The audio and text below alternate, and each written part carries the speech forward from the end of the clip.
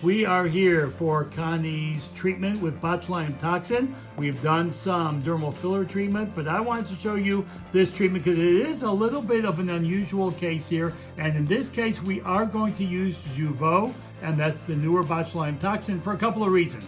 First of all, I just wanted to show, and then once we get going, we're going to go straight through. Let's go ahead and show you this.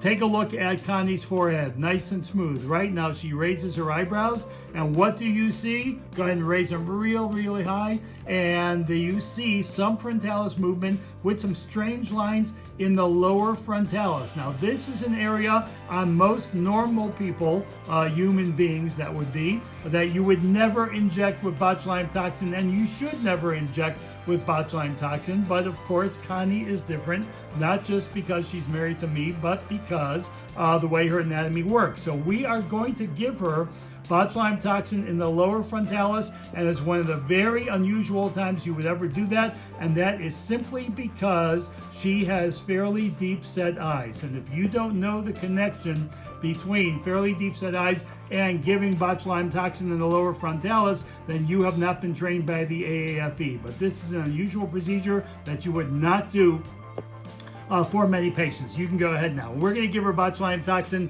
in a few places here, as you are going to see, because she's due for some treatment here. Now, this is Jeuveau. Why are we using a different botulinum toxin? She has had Botox, she has had Dysport, she has had Xeomin, she has had everything. She still gets these lines. So the point of using something a little bit different is simply because we are going to go ahead and just try a little bit of a different molecule, and it is a little bit of a different molecule here, as you can see. Comfortox syringes, exactly the same technique as anything else, as you see, and you can see all the different things. I'm trying to work around our nurse injector, so it's really hard to go ahead and do this here. So that's lower frontalis. It's about as low as you're ever going to go, but because Connie is a very unique situation, that is why you are doing lower frontalis here. So now we are going to go ahead and I got to make you wear a headband, Jill, because your hair is getting in the way for everything. But don't worry, you just go ahead and do what you want.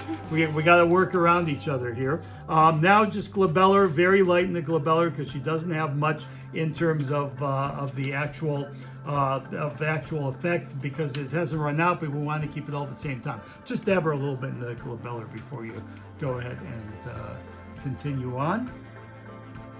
All right, that is good.